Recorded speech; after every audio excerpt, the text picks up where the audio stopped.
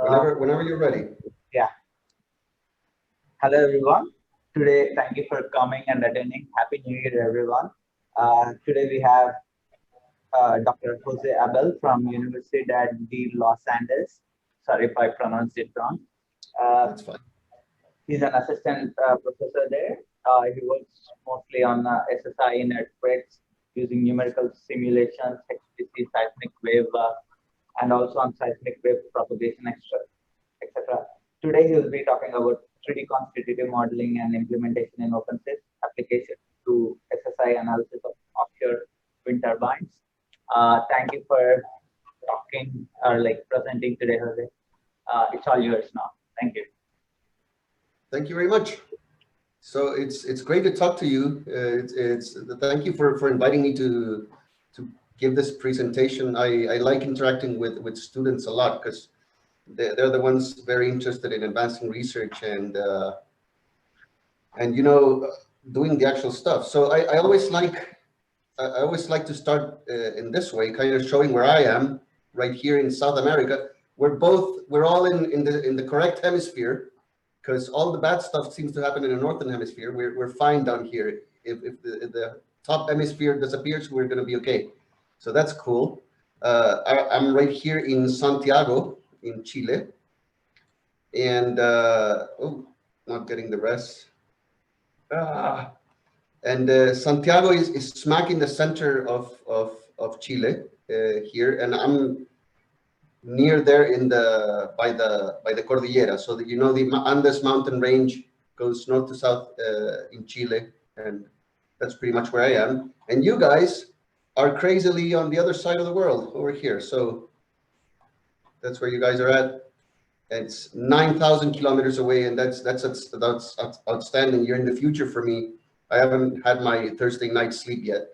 I will in a while, and it's just fun to debunk flat earthers from the get-go, right? So we get that out of the way. So today, like Pavan said, I'm going to be talking about.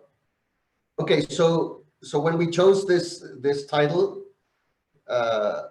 it's a lot of information. 3D constitutive modeling and implementation in OpenSees. So basically, how to define a 3D material in OpenSees, right? And we're going to start off with some applications. The first part, I'm going to tell you about the research I've been doing in offshore wind turbine modeling. And the second part, I'm going to get on some hands-on stuff with OpenSees. Okay, so that's kind of the outline here. And this is a horrible, horrible title. I don't like this. This is for a paper. But anyway, here we go. So this is a picture I use to explain who I am in terms of research.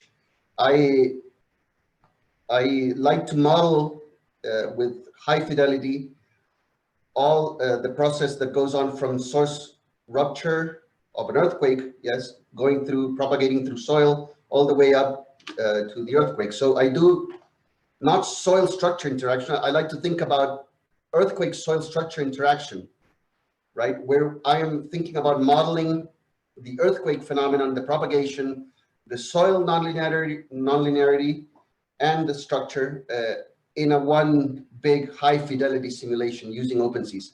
And the term high fidelity is what I kind of specialize in doing high performance stuff. So basically, this is what I'm doing. I'm doing source to rafters simulations of earthquakes. And this is what I did for my PhD in the University of California at Davis, where I worked with Professor Boris Jeremich. And that's where I learned to program and do all the stuff. So basically, this is what I want to do in a nice picture. What it looks like in real life is something like this. It's really detailed models of stuff on top of soil domains. And what we want to do is make these simulations run fast as possible. We want to push the edges of what OpenSees can do within the hardware limitations, or that's what I'm interested in doing, and finding different applications for high performance computing. So there's some other things that I do. It's not all soils and structures. I'm also doing some scouring stuff. This is a result from a recent paper I was working on, where we were doing scouring of soil with with water on top. And the application case for this is tsunami. Obviously, Chile, New Zealand, we get smacked by earthquakes and tsunamis, so we have a lot in common there. Anyway, this I'm doing a lot of stuff, and I like having a very a very broad research agenda. And what I usually bring to my research is computing, so high performance computing. So I'm involved in several things, but the main thing I bring is the computing part. I'm not an expert in scouring specifically. I'm not an expert in soils. I can implement soil models and I can make them run fast. That's what I do. So the other application brings us closer to what we want to talk about today, which is soil structure interaction for offshore wind turbines that are founded on monopiles. Okay, so this is a big deal. These are huge beasts of systems, right? And we're interested in these piles that are embedded in the sea floor. This is for shallow depths, obviously, not something very far offshore. But you can see the progression as the industry has been moving from the 2 to 4 megawatt to the 12 megawatt ranges. You can see how the diameter of these things have gone up. The length has not gone up by as much. So you have the L/D ratio starting to fall. And this brings several challenges in the modeling and in assuring certain stability conditions for these huge systems. So right now, what I'm going to show you is about the different aspects of the simulation, of high fidelity simulation of offshore wind turbines, specifically for the, focusing on the soil part. And so what's interesting about the offshore wind turbines is that you have these piles embedded in soil. They're riding on a column or they're, how do you say this? They're on water, so the water has hydrodynamic forces acting on the pile, and also, of course, there's the aerodynamic stuff going on with the rotors and the blades. So there's a lot of stuff going on, and this image over here, what it shows is kind of the spectra, the Fourier spectra, or the power spectral density of different solicitations. So you have wind, which has a very continuous, a very high continuous component and drops down. The waves have a spectrum in this range, and then you're going to have the rotor frequency going in this range. And the blades, as they pass in front of the pile, there's an interaction effect with the pile. So there's an aerodynamic interaction between the blades and the pile or the column above the water, and that has adds some extra vibration to the system, which is this so-called blade passing frequency. So if you want to design the system, basically you want to, if you could pick a natural frequency for the system, you would want it, as far away from the blade passing frequency, far away from the rotor frequency and the wind. So you have to take into account all these considerations. So one idea there is, to figure out how much to embed one of these piles into the soil so that you can tune the frequency of the system. So that's one thing that's going on, and people are rushing to do different simulations. As far as we're concerned, what we're interested in, so you have all these forces acting on the system, and so there's several things from the geotechnical point of view that you might be interested in. You might be worried about capacity. Well, that's a very basic. It's very well established how to design for that. You want to know, there's people thinking about controlling the global natural frequency. I talked already about that. Tuning how much you have to embed the pile so that you can get a certain frequency that is in a comfortable range. And there's an issue of estimating the energy dissipation for fatigue calculations.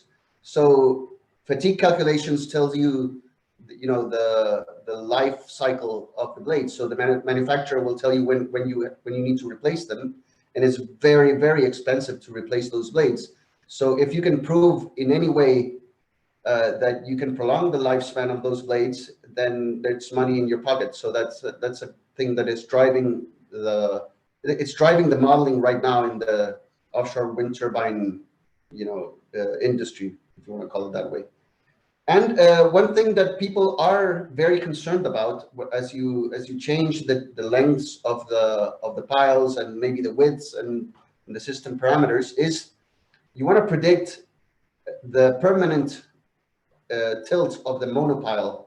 So you want to know how much it tilts over its life. And this tilt by manufacturers needs to be limited to less than 1 degree, so 0.5 degrees. Okay, so that's a design constraint that you need to give over the lifespan of these systems. So we want to come up with models that can predict this.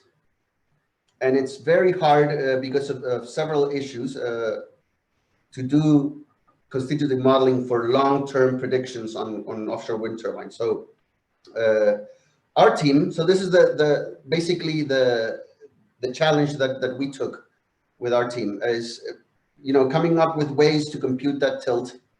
And our team is at TU Delft, Professor Federico Pisano, whom I met at Davis. He has his PhD students, Evangelos Kimentsetsidis and Dr. Haoyan Liu.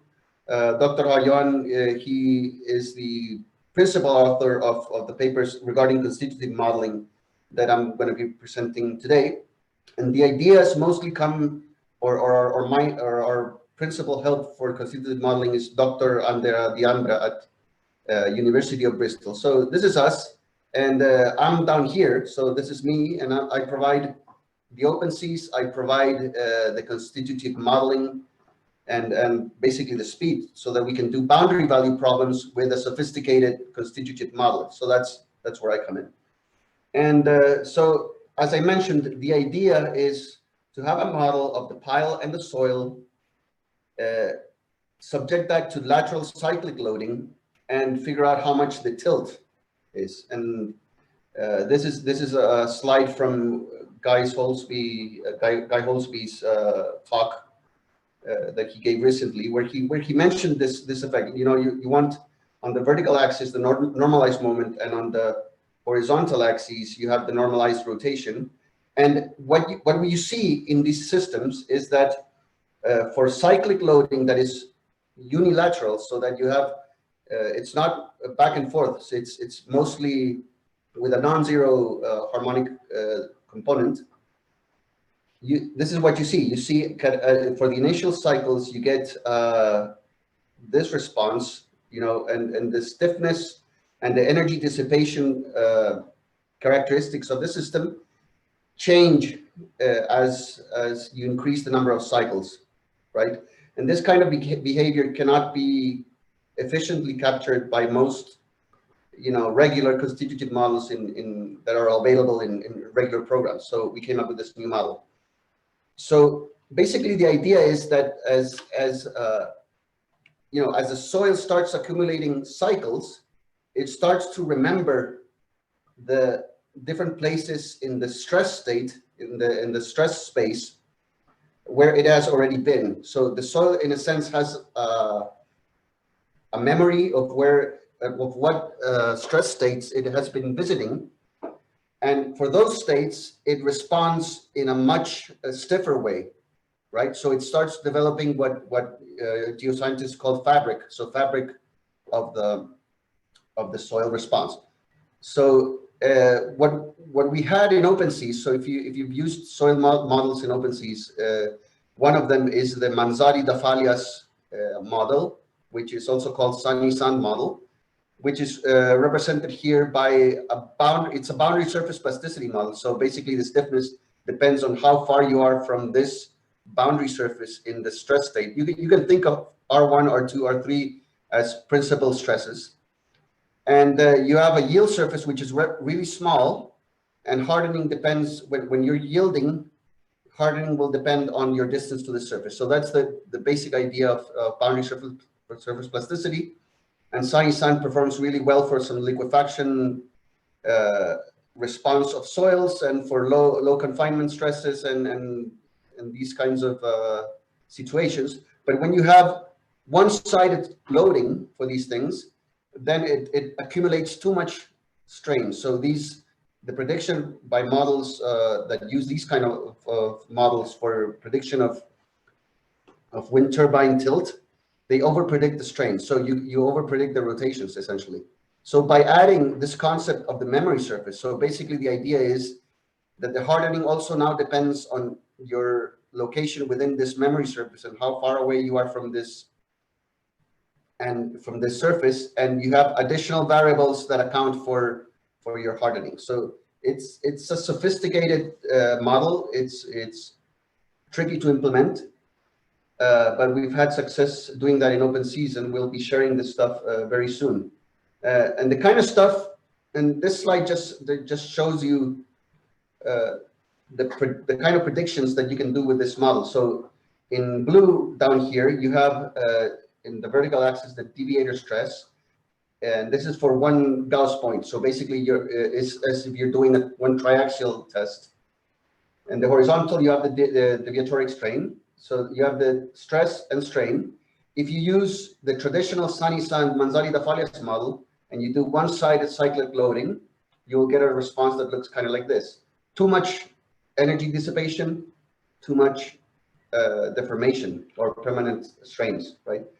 If you use the new model, you'll get a response that looks like the red one at the back, where you have more limited energy dissipation and you get stiffening over time, and you also get a limit on what the strain is, right?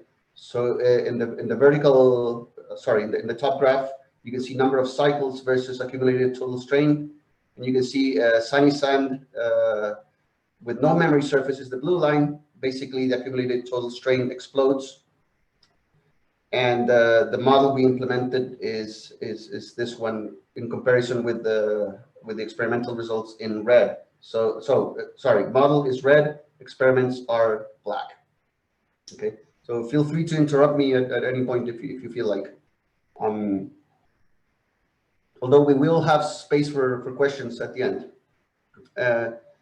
So that's the idea. We have this constitutive model, and we want to apply it to a boundary value problem of a monopile, and this is the kind of results we get. We get pile head rotation over a certain amount of cycles, and this is our limit right here in 0.5 degrees. So we're right now working on refining these simulations and working out different loading cases that are realistic for the wind turbine, and seeing what this all implies for the design. And we've been able to discover some pretty fundamental things. There's a paper that's going to be coming out on this topic pretty soon. We'll get it approved, where we basically predicted results. So our model was giving some nonsense when we were doing bilateral loading, so symmetric loading, and we were getting some bias in our results. And it turns out that a recent paper that came out a few months ago kind of verifies what our model was doing. So something that to us looked like a bug, like we couldn't explain what was going on, is actually experimentally verified. So that's pretty exciting. I've never been involved in research that does something like that. And it's all to do with the distribution of the density or the densification of the soil around the pile during the process of loading. So there's a nice physical explanation to something that is weird, that is counterintuitive, that we didn't believe our model was right, but then the experiments came out and our model was actually right. So we were surprised. I'm sorry, I can't give much more information, but I'll send Pavan a link as soon as that gets published, because that's rather nice stuff. So that pretty much ends the first part of the talk. I think, I don't know how we are in terms of time. We said we would be doing 20 minutes. Yeah, I think we're pretty good. Sorry, you can continue with your stuff. It's okay. I mean, we'll listen. It's okay. Okay, cool. So this is kind of the setting. I want to I've been implementing these constitutive models in OpenSees for some time, and now I want to teach you how to do this in OpenSees, or more than teach you, give you some guides on how it's done, and then for you to reference later. So let's exit this and go to part 2 of the talk. Here we go.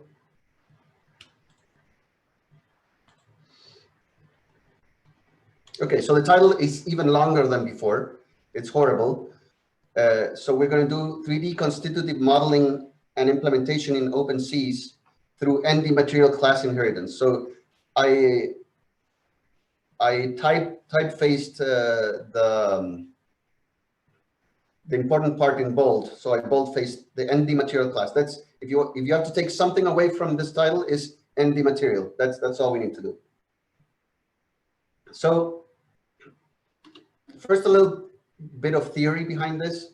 So in the picture, I have a typical hex element in OpenSees. It has we have a bunch of elements in there. So we have hexahedrons, we have tetrahedrons, and there's 20 node bricks. There's flat quad elements, and there's a whole bunch of other things. There's the UP coupled elements, and there used to be UPU coupled elements. So all a bunch of elements. But in the end, inside those elements, in the Gauss points of the elements, you do constitutive integration. So when you want to, find the stiffness matrix for this element, that's necessary for when you're solving the global system of equations. So basically, for each element, you need the stiffness matrix, and you're going to need the forces of the elements, the internal forces of the elements, and the body forces of the element, and you will be assembling this elemental stiffness equation into a global system and doing iterations on top of that. So on top of this figure, there's Newton iteration going on, there's nonlinearity, there's a whole bunch of stuff. The stiffness matrix, a quick reminder, always looks something like this, always looks like the integral of a stiffness tensor in the middle and some strain displacement matrices integrated over the element, and depending on what element you're talking about, what Gauss integration you will be using here. I am assuming that this makes sense to you. If it doesn't, well, bear with me. I can point you to some other things or help you out. Then the other side, the internal forces are similar integral, where you're using the current stresses in each Gauss point and projecting them to the nodes. And the body forces is similar. It's a more of a constant force that's right there, and it's a projection through the shape functions to the nodes. Okay, so for the constitutive part, so as far as the element is concerned, we need to specify from the material at each Gauss point, we need to specify this matrix E or tensor. In general, it's a rank 4 tensor of elasticity parameters or elastic constants. And we need the current stress so that we can project to the nodes so that we can determine the system residual. So that's what's involved there. So the material needs to know about what's the current stiffness at each Gauss point, E, and what's the current stress at each Gauss point. Of course, it needs to know the strains because it's going to compute the stresses from the strains. So basically, at each Gauss point, we're going to have these nDMaterials. And here's where we get into the nitty-gritty of OpenSees. In OpenSees, most elements that I know use void notation for the stresses.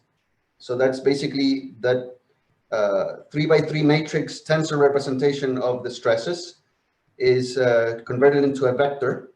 And the only thing you need to take care of here is that for the strains, these need to be the angular deformations. So this is 2 times the epsilon xy, right? And that's so that we can be consistent in terms of energy. Anyway, so we use void notation in all the elements. And the constitutive integration basically amounts to integrating that nonlinear 6x6 differential equation. So that's all constitutive models. Even those viscoplastic fancy models can be cast into this form, where you're getting the stress rate from the strain rate into the elements. And this is usually written in all textbooks in this way. So you multiply it by this time step, and you get a increment in stress from a function that takes as a parameter the increment in strain and state. So in state, there's a whole bunch of stuff. There's obviously, if you're dealing with plasticity models, you're going to have the plastic deformations there. In the case of our memory surface model, we're going to have the back stress tensors, and we're going to have the information about the fabric, and you're going to have the center of the yield surface in stress. That's a back stress, and the size of the yield surface and of the memory surface. All those things are state variables, and the constitutive integration basically amounts to incrementing the stress and also inside incrementing the state, advancing the state of the model. So always remember to change state, right? But OpenSees doesn't know about the state of the model. It just knows about the current stress. It knows about, and it wants to know about the stiffness. So whatever this function is and however you advance the state is internal to OpenSees. So basically, this means updating the state is taking the previous state of stress and advancing it with this delta sigma, and you get the next state of stress.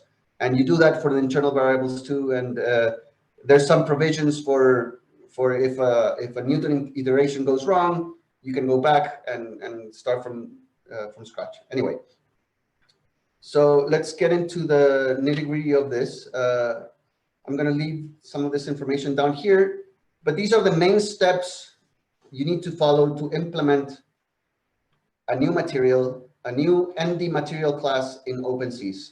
So it's 5 steps. Only one of them is really hard. So first, you add a new class tag. So as you probably heard from previous talks, elements and material models have their own class tags in OpenSees. So it's a number that basically is unique to each object. And with that new class tag, you create a new class that inherits from this nDMaterial class. Okay, I'm going to show you where that is very soon. And this basically means coming up with new text files for the nDMaterial class. And you write all the appropriate member functions. So what basically the nDMaterial will tell you which functions you have to override so that the material works.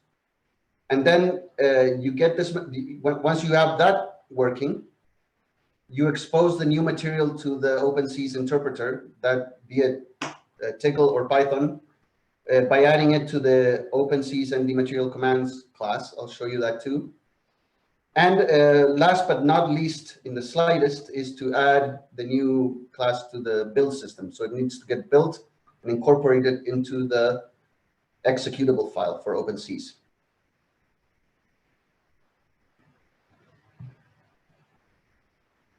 Okay, so the nDMaterial class, that's located in the OpenSees source. So wherever you have the OpenSees sources, you go into the source folder, material ND. That's where you find all the n-dimensional materials. So it stands for basically 2D or 3D.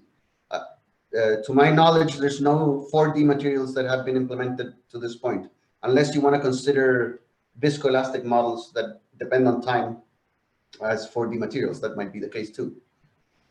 In any case, for this part, you know, that's the class definition for the nDMaterial.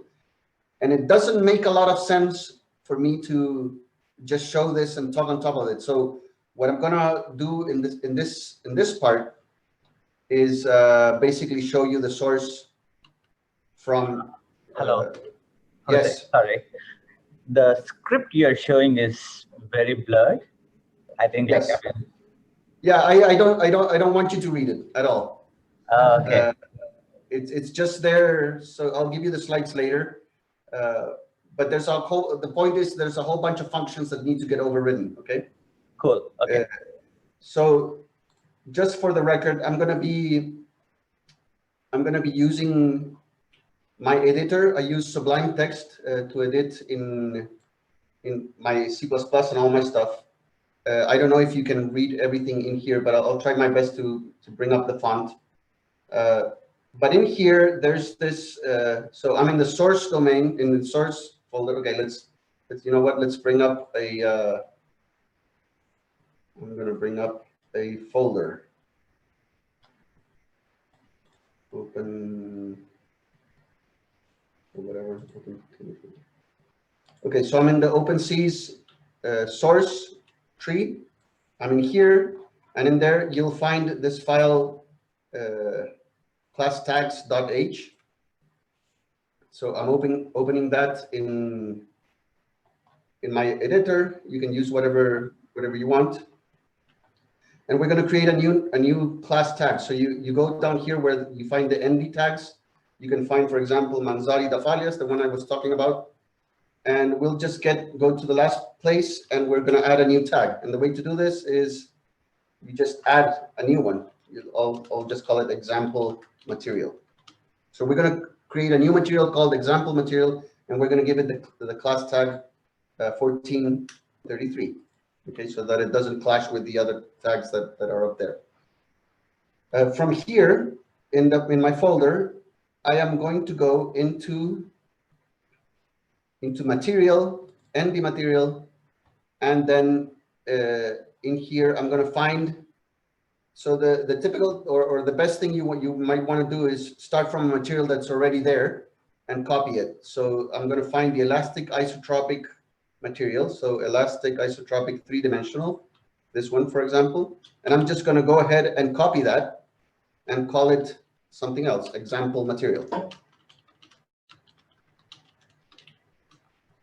So I renamed the files example material.h, and the other one is, where is it? Elastic isotropic 3-dimensional, the CBP file. I'm just gonna the copy that I created, example material.cbp, and I'm gonna open up those example material.h and example material CBP here. So the first thing I'm going to do is, so this is the elastic material. So what I'm going to do is I'm going to review all the things that are here and really quick talk about the different member functions that you have to override. But first, to override, what I'm going to do is I'm going to grab the name of the class, the old name of the class, and do a search replace for the. So I'm going to replace the old name for the new name, example material, just like that. And I'm going to do the same thing for the CBP file. So at this point, right now, I have a new example material that I can actually go and compile, and it's going to be called example material, and it's going to be the same as an elastic isotropic file, or a material, sorry. In this case, I'm using Linux, so I'm using makefiles to do the compilation. In Windows, it's going to involve editing those VS Code files or those whatever ID you're using. There's several ones, but in this case, I'm going to go into the makefile. Sorry, so in the folder, in the ND folder, I'm going to find the makefile, and I'm just going to add the material to the compilation. So elastic isotropic 3D material, like this.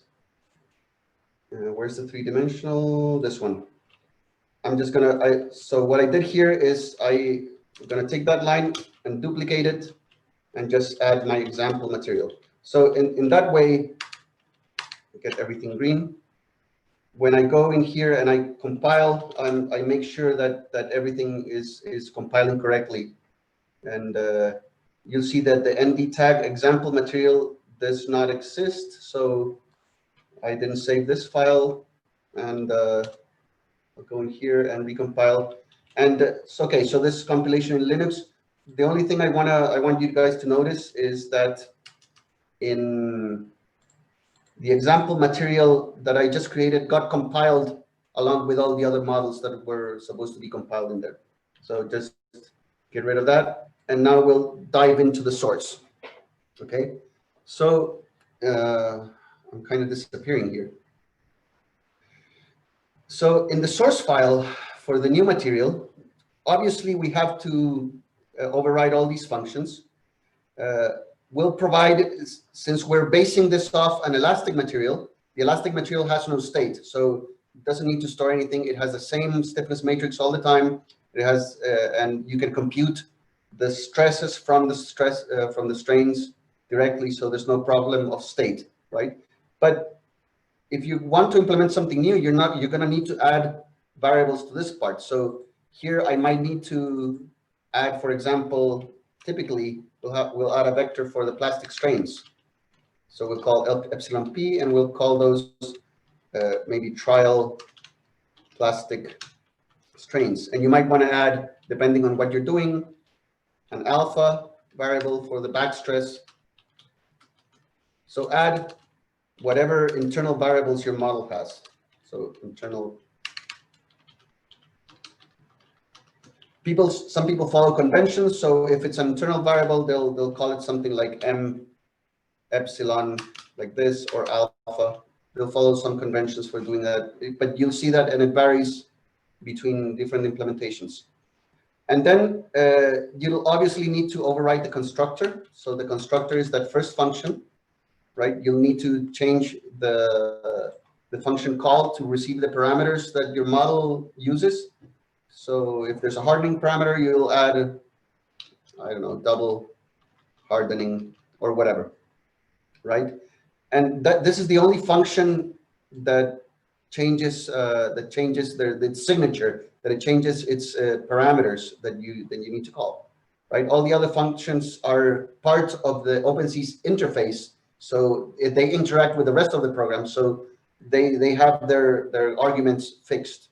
Okay, so then you go into the CPP file. So I switched from the H file to the CPP file, and in here you'll have each of the function implementations. So you'll have the constructor here. You'll receive the new, say, hardening. Sorry, not there. Here, double hardening, and so you'll name it something like this, and maybe add it to the list of initializers, something like that. And then, so that's your constructor. It's the first thing that gets called when you build the material. And then the destructor. So if you have some internal variables that need to be freed, if you're using pointers, and if you're using all of that kind of stuff, dynamic memory, you will free it from here. Otherwise, the best thing when you're starting off with a model is to have the new variables be directly vectors, and that way the destructor of these vectors gets called once the class is destroyed. So you don't need to worry about memory allocation and all of that. And okay, so what other things are important here? So this is where the magic happens. So set trial strain. This function is important, right? So this function receives a new strain from the finite element. So remember, the elements are containers for material models, right? So there's this whole hierarchy class, and the Gauss points have the nDMaterial objects that do the constitutive integration. So the element is going to receive from the global system of equations, it's going to receive displacement increments, and it's going to turn those displacement increments into strain increments through the strain displacement matrix, the B matrix. So the Gauss point gets a new strain, not the increment, gets the new total strain. So in here, you receive the new strain, and what happens here is that typically all other models advance trial stresses and strains and internal variables, right? So you have two sets of internal variables. You have trial variables, and you have committed permanent variables, because you know the whole Newton iteration is trying different values of the displacement until it converges. So you need to store temporary internal variables, the so-called trial variables, and when you're done, this commit function gets called, and you tell the material, okay, these are the final ones. It's one of the functions that you need to overload later. So this is the most important function that you need to overload, the set trial strain. This is where integration actually happens. There's two versions of this. This one doesn't get called as far as I know, or I haven't seen it called. Some people, it depends on your material model. So the function that gets called from most elements is this set trial strain function. Some materials implement this set trial strain increment. Most materials, what they do is they'll call the increment function from the trial strain function. So they'll compute the increment in this function, and then they'll call this other function, and this other one might do this constitutive integration. And then you have, so mostly you can ignore these. Basically, you don't need to think about those unless you're doing something fancier. In that case, you think about them, but mostly you're overloading this one. You do need to have these ones anyway. And then you have functions to get the tangent. So the tangent operator is just a matrix that gets returned to the, remember we're talking in void notation. So tensors become vectors, and the rank 4 elasticity matrix becomes a matrix, or tensor becomes a matrix. So this is in the case of elasticity, that's what you get. You return that one. You can return the initial tangent. So this one will return the current tangent. You can also return the initial one. So as if nothing has happened. Some algorithms use the initial tangent, some don't. So you need to have both implemented.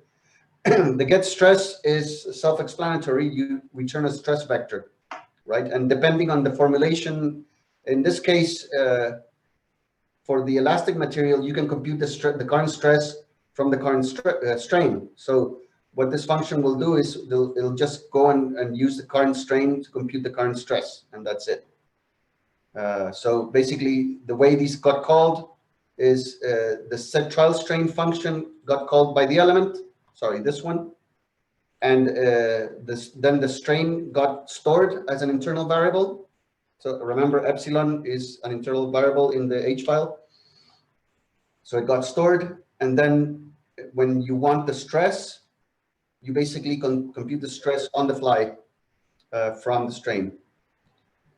You have other functions that are less important. Get strain, they're self-explanatory. This is the important one. So this commit state is where the state is stored definitively. So I mentioned you need, when you're working with plasticity, you need to have actually two epsilons. You'll need to have a trial one, and you'll need to have a committed one. Right? So you'll be working with this trial one during Newton iterations, and then when this function gets called, you set the committed version of the tensor to the final version, to the final state, and you move on to the next Gauss point. So this is how Newton iteration gets implemented here. And then you have some other utility function, revert to last commit. Basically, you can go back. And this one, what it does, it's if you have plastic, if you have this one does the opposite. This one will revert the trial stress back to the committed stress, and basically to start a new iteration of the algorithm. These get used differently depending on what solution algorithm you're using. So, and you have a revert to starts, clears everything, so all state gets cleared, etc. Get copy. These are all kind of self-explanatory.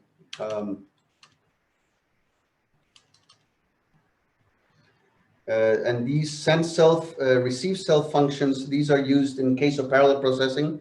If you're using OpenSees SP, this function is in charge of distributing the Gauss point information between different processors and processes. Or if you're trying to store the state of a simulation, so you want to save your results and then carry on with the simulation later, also this function gets called then. So it's important, very important. If you want performance, you're going to be writing this function. If you want to save state for later, for doing simulations at different steps, or basically storing long simulation results, you're going to be using these functions. So you're going to be wanting to write those. And the sensitivity part, I don't know much about. I've never used the sensitivity options in OpenSees, so I can't tell you a lot about that. Yeah, so I believe at this point, I know it's kind of fast, and it's hard if you're not into OpenSees, and if you don't know C++, I don't know if you guys know C++ at all, but if you're getting into this, it can be a bit overwhelming, but I hope these kind of videos and sessions help other people, because it took me 2 years to understand all this stuff. And it was basically myself and some other PhD students who helped me along the way. But hopefully other new PhD students can get up to speed faster than we did. That's cool. Cool. Yeah. Cool. Thank you, Jose, for this presentation. It was really good, and hopefully it will help other people who are doing similar things.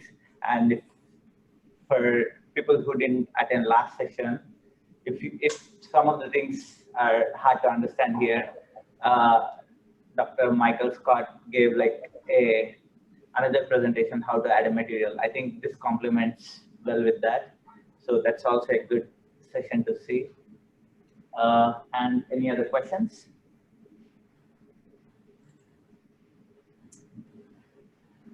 Questions from online or here, anyone? Jose, that's Michael. Hey, hi, Michael. Hello, hello. I didn't see you there in the audience. Oh, okay. Good, nice presentation. Brings back a lot of memories. Let's see, I guess you had like 5 steps to create the material. I think maybe a 6th step would be the object broker, like adding the case, and that's an important one too for the send self receive self.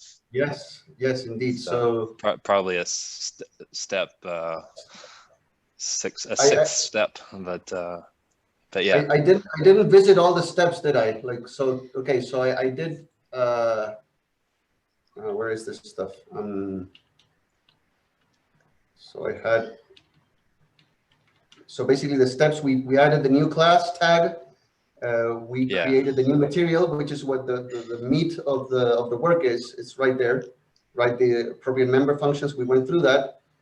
Mm-hmm. You expose the new material to the interpreter. So basically, that amounts to going to that OpenSees. So you need to find the OpenSees nDMaterial commands file. OpenSees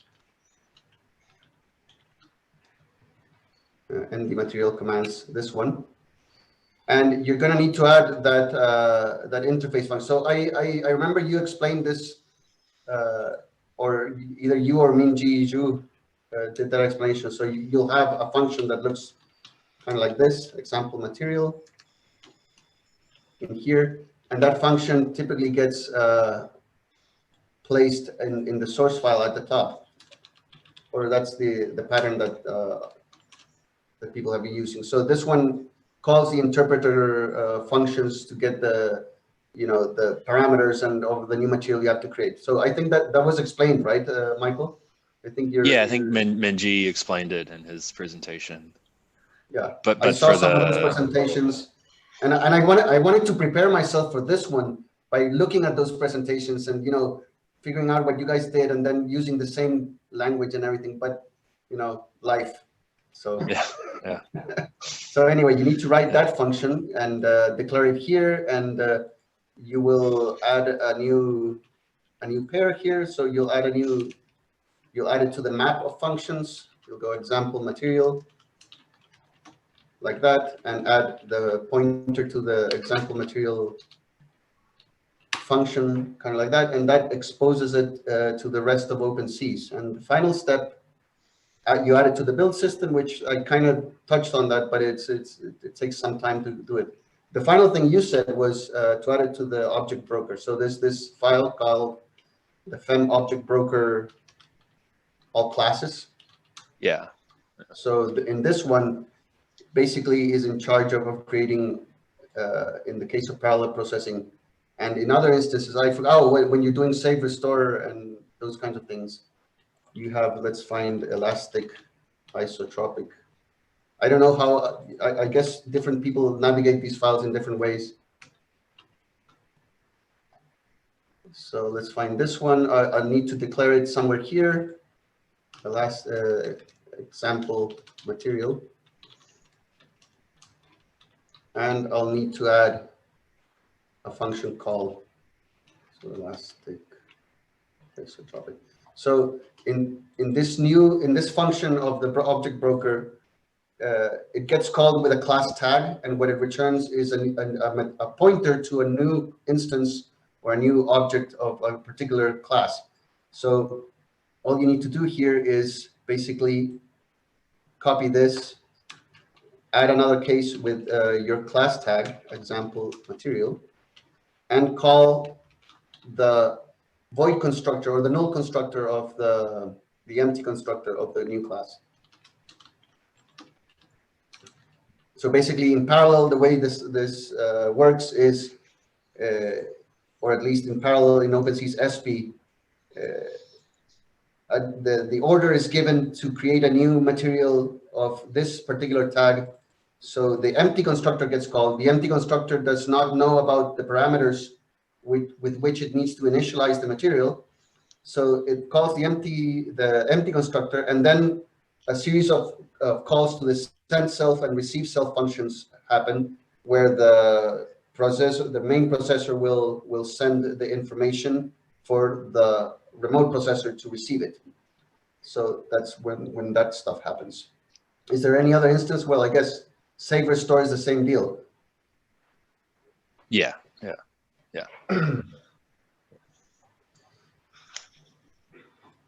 So, Okay. Any more questions or clarifications needed? It's nice to talk to you. I've never talked to you before. Oh, yeah. Nice to see you. And yeah.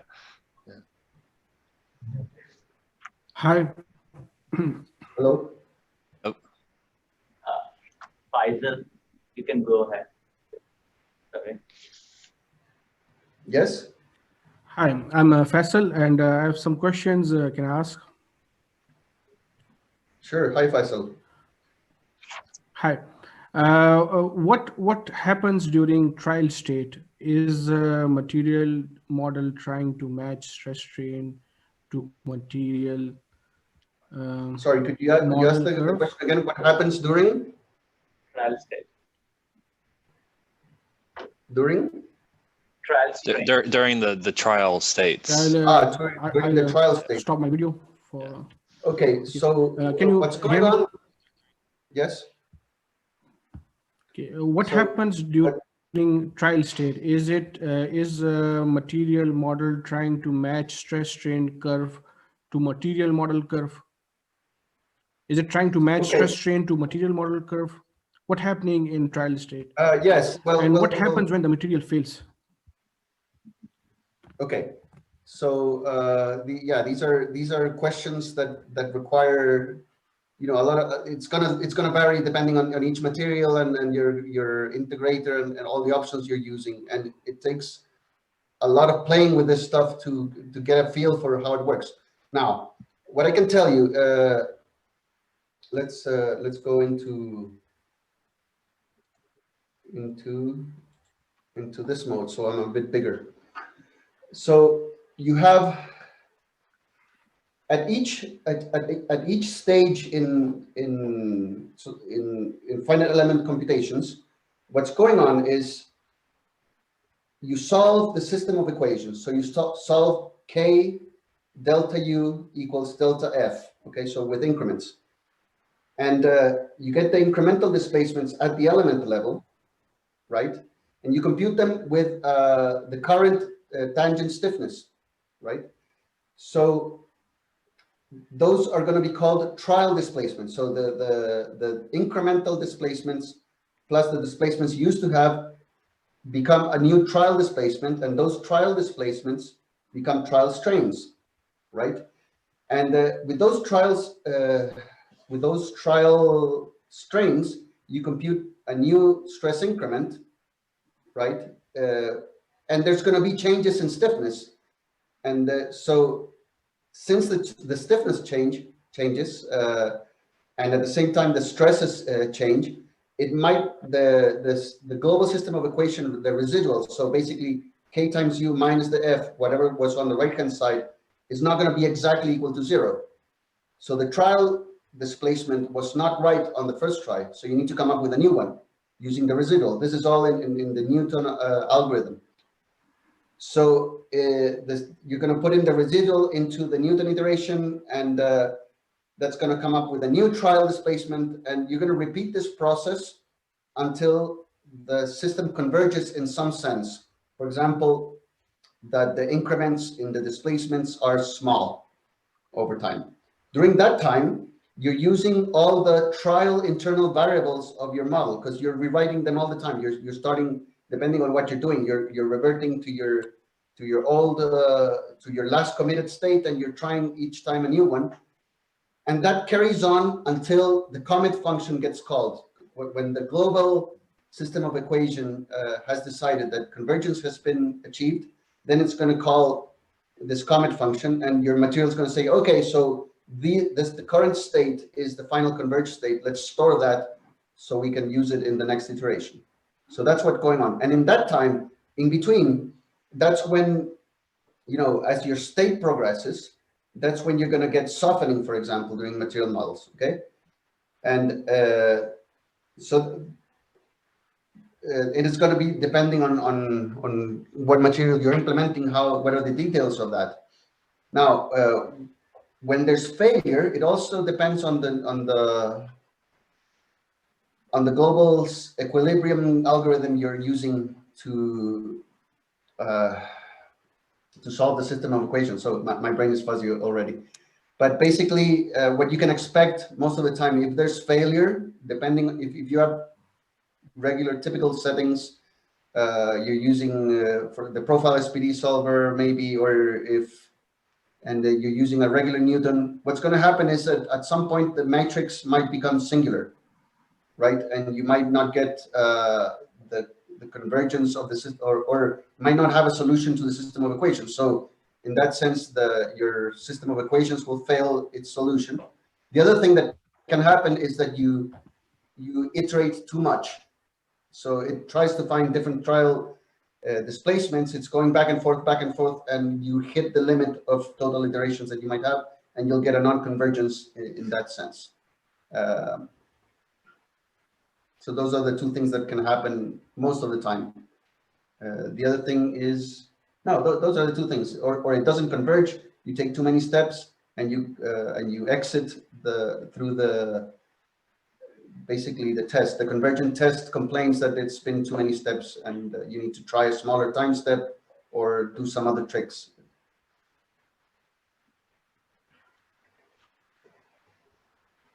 Okay, I have some more, two more questions.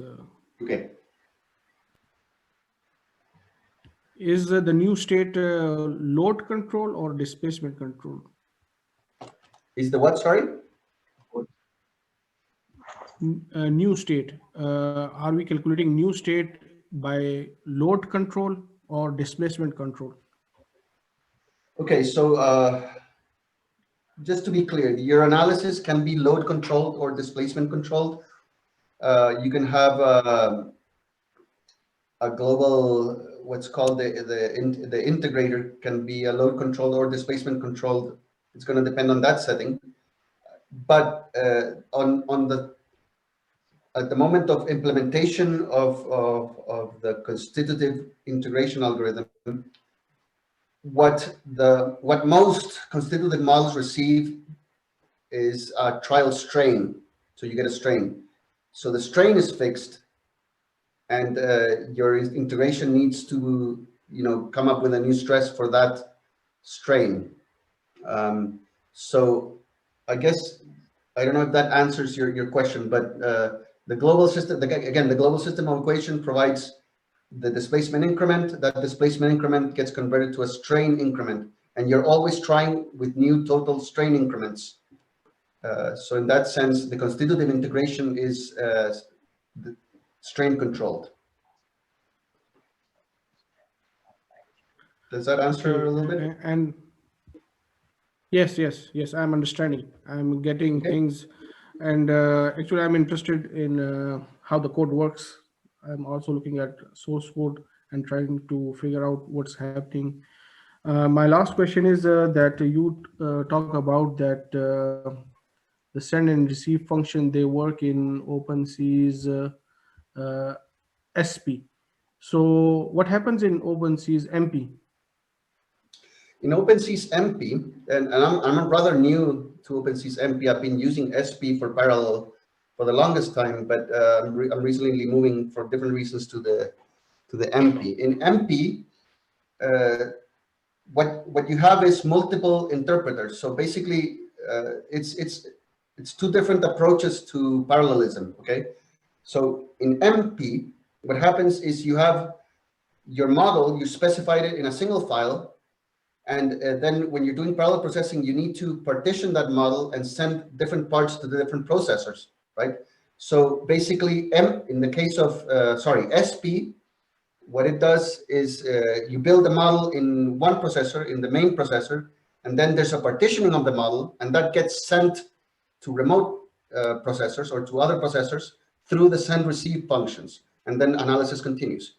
In the case of OpenSees MP, you have essentially different parallel instances or processes of OpenSees. So basically, several OpenSees instances opened in parallel, and they're all reading the same input file or different input files, but each of those input files is going to specify the different parts of the domain separately. So basically, this partitioning stage has been done previously. So if you have a large model, you want to partition it and run it in 10 processors, you need to build a mesh and assign all the properties, right? And figure out by yourself how to partition that into and assign it to different processors.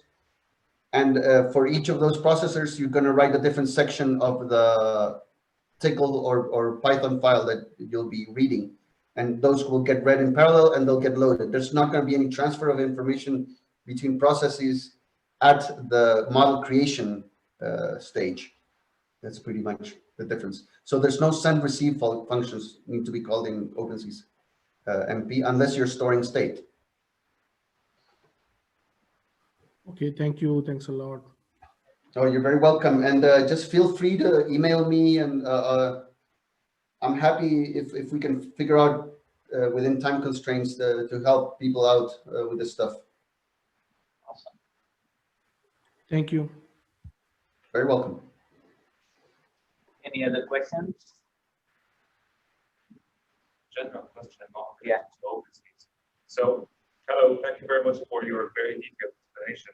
Quick question that doesn't have to do with OpenSees. It's more convenient towards the offshore wind turbines and feeder. So, how frequent?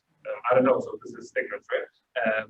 How frequent is it that you use with substructure monopiles and group piles? Because most of your talk initially was on monopiles. I am very sorry. I'm not understanding the question. So I'm going to ask it. Yeah. So what happens when can you hear me? Yes, I can hear. Hey, how different is it to model a group pile substructure and a monopile substructure? And is that even frequent in the offshore wind turbines? So. Oh, like I said, what I bring into most of these research things is the OpenSees and the modeling part, the constitutive part. So I am not actually very knowledgeable in the particular the different foundation systems. Now, the modeling side of things, I guess you'd have to you know, it's a matter of the hardest part is always building a mesh that makes sense for your problem. And this is it's an issue in modeling. And when you're starting, you don't know what element sizes to put, what domain extents to model.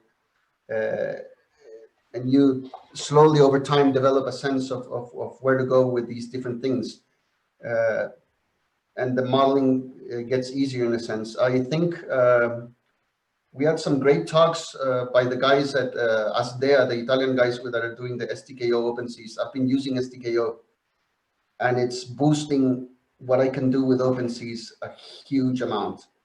And I really recommend using that pre and post processor to ease things up. The way I worked the modeling part of things, I always use Gmesh for meshing, for geometric modeling and meshing, and then I wrote my own custom functions to map the Gmesh MSH files into, you know, OpenSees models, and that's what I did until now, till we have this wonderful tool. If you can afford it, though, that's.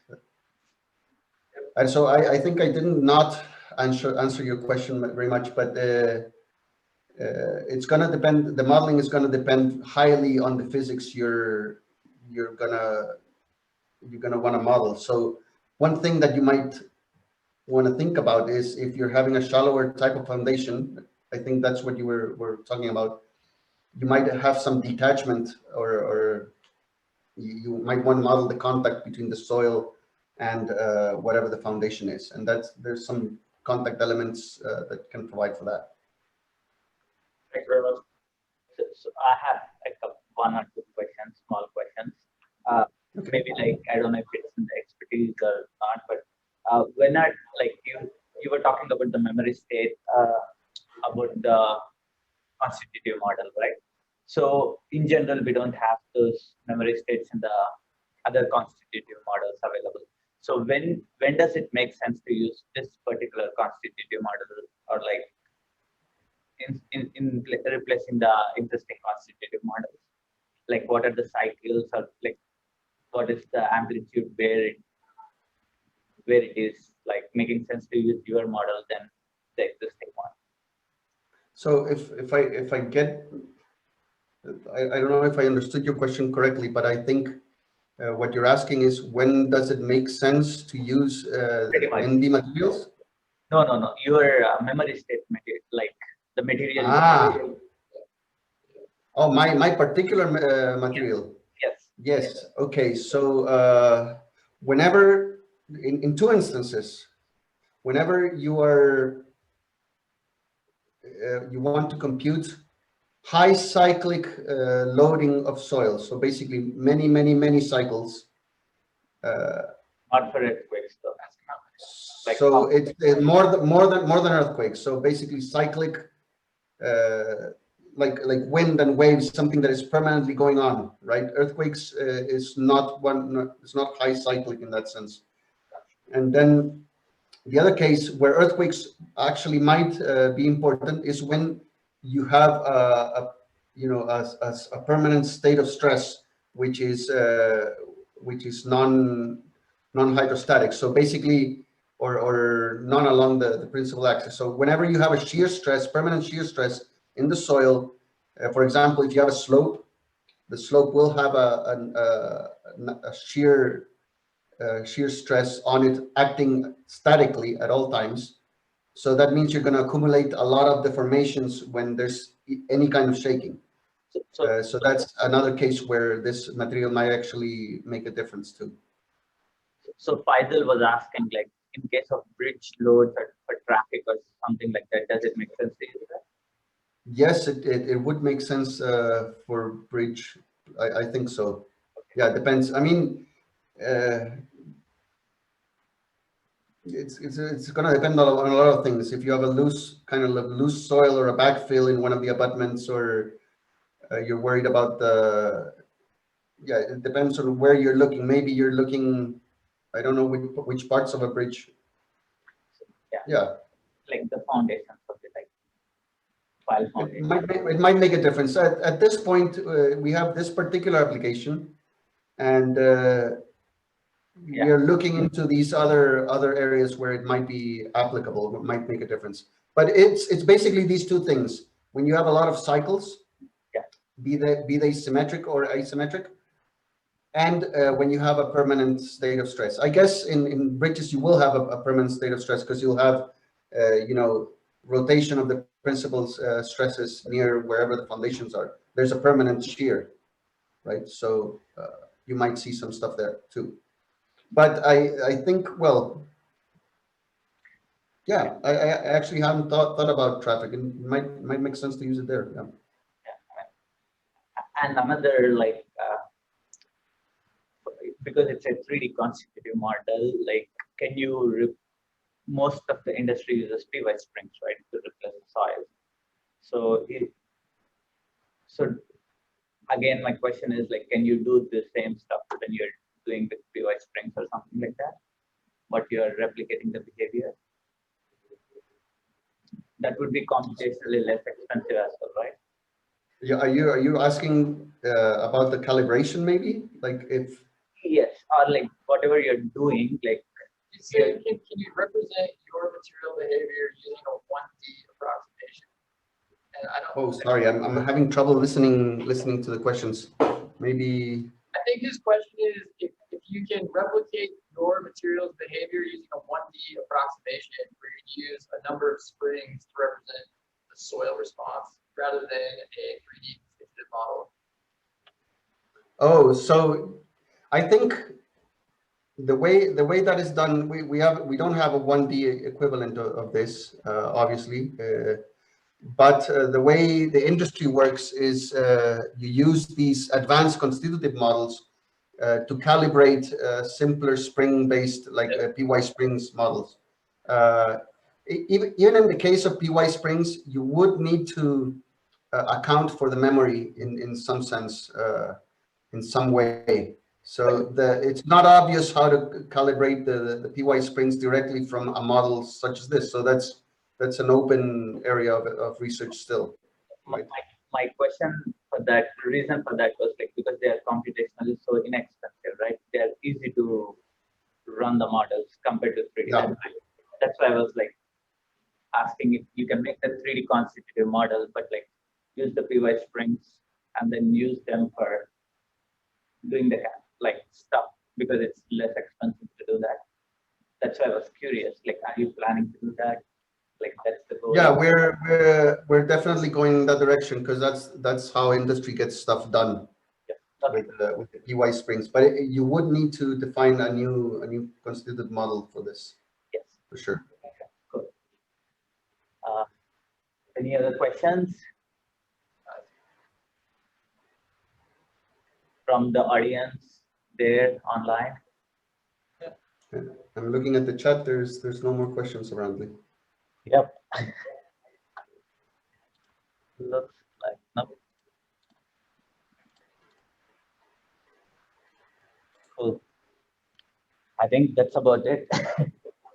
Well, Pavan, Yeah. thank you very much. Awesome. It was I like, have one more question. I have seen on your blog and on your YouTube channel that you are using ParaView. Just a minute. Oh, that's old stuff. Well, the ParaView is not old actually. No.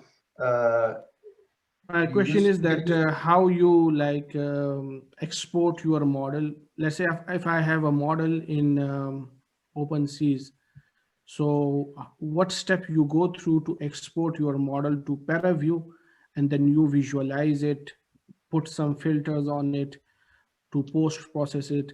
You share only final animation, but you do not share these steps. So would you like to share them in your future tutorial? It is very easy, and you have Michael Scott and Minji to thank for that. Actually, there's a recorder. There's a specific recorder called the PVD recorder. So you can look it up, PVD recorder .h. I don't know if it's probably documented in the Python version of the documentation, or even in the new OpenSees doc. But it's the PVD recorder, and So if I have a text file, you can just define a recorder PVD, and you give it a name like results. There needs to be a folder called results where you're going to store the results, right? And then you give it your whatever you want to record. So if you want to record displacements, this is I think the you want command to line. share your screen, or Oh, sorry. or, yeah, So sorry. or Yeah. looks like you're meaning to. Yes, I am. Thank you. So, okay, so let's go here.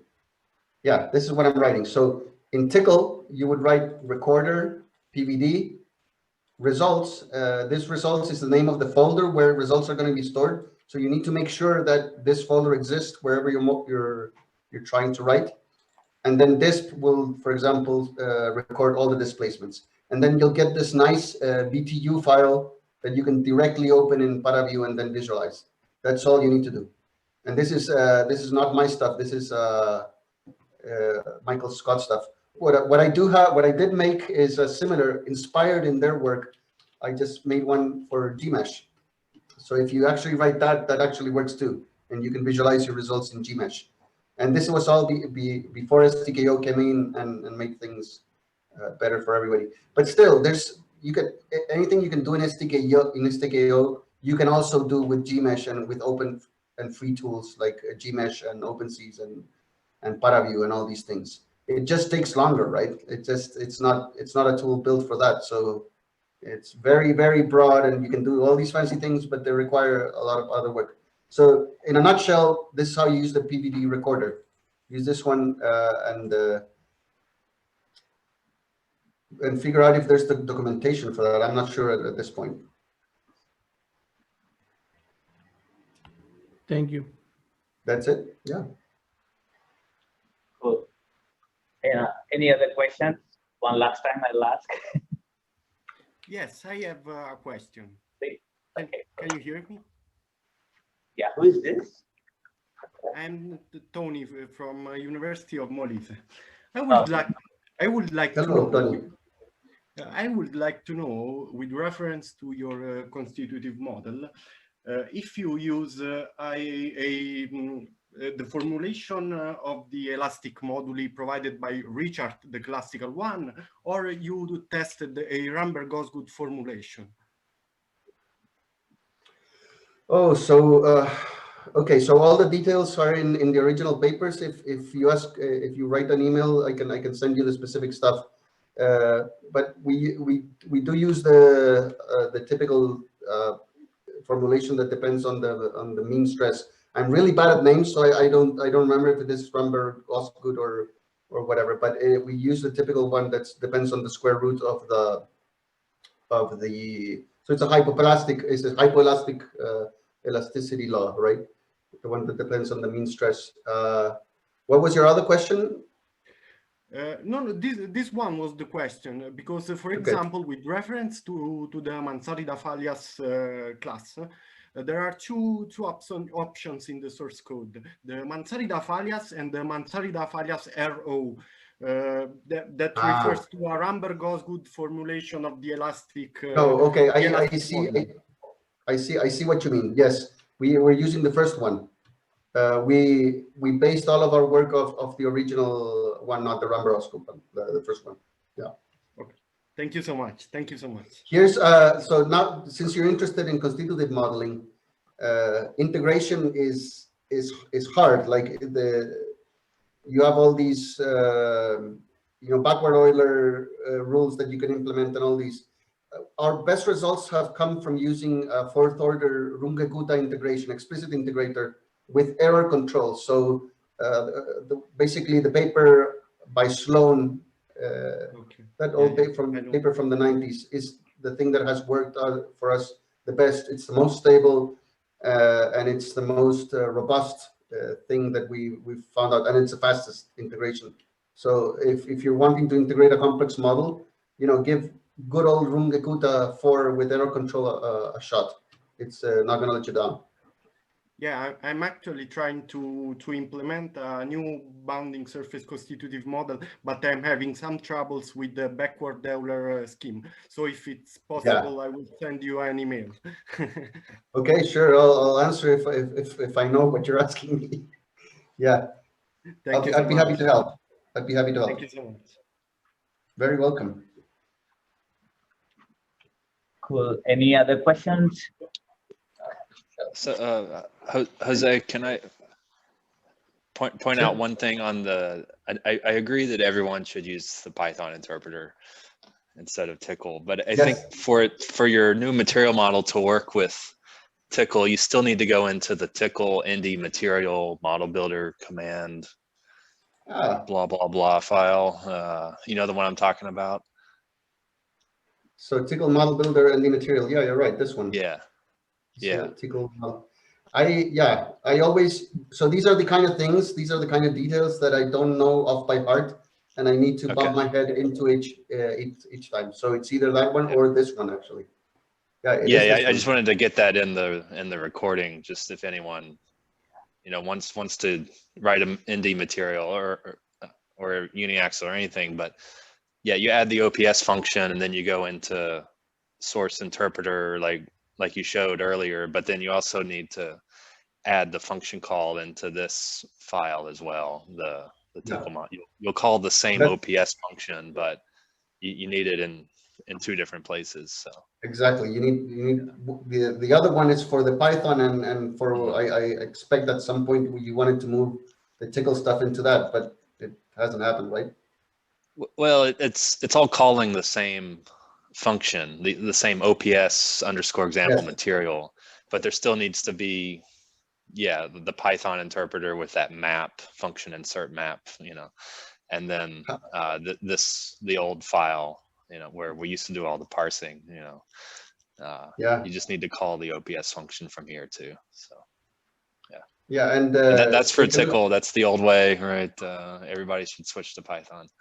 Right. Everybody should switch to Python, but they should read that blog post that you had on why the get set response functions are so wacky. Oh yeah. With the string. I think I figured out how to fix that. Oh really? So, yeah. Or Minji did it with something else, and I found how he did it, and then I just need to paste that code into the recorders. But yeah. That's awesome. Yeah, I love how OpenSees has taken off recently. Like, I feel that it was kind of stuck before GitHub, and after GitHub, it just kind of exploded. Do you feel the same? Yeah. I think it's GitHub definitely opened it up to kind of the modern development cycles and everything, and just people like you and Minji, me, everyone who's contributing to development or just kind of getting the word out there, and this support group is making people aware of some of the stuff Sylvia's doing, and STKO, and it's all just kind of making people aware that OpenSees is still around and pretty powerful, and but I think also getting it in with Python, I think gave OpenSees another 10 years of life, perhaps. I mean, maybe more, but GitHub, Python, kind of the 21st century type stuff. HDF5 and all those things. Yeah. Very cool stuff. Cool. Okay, guys. If you have any more questions, you can email Jose directly, or then you can ask. But okay, cool. Thank you for answering the questions and the presentation. And just before heading out, next session will be on 22nd January. It will be from Minji. He will be talking about high performance computing implementation in Python, how to end to end, because I didn't know how to do that. So I asked him can you please show me? And that would be the next session, and hopefully I'll meet you guys there, all of you. Cool. Thank you. Thank you very much. Awesome work, guys. Thanks for inviting me. Thank you. Goodbye. Again. Okay. Off to Mucho sleep. gusto. Mucho gusto, Scott. Yeah, see, yeah, Muy bien, muy bien, muy bien. yeah. Nos vemos. Chao, chao. Awesome.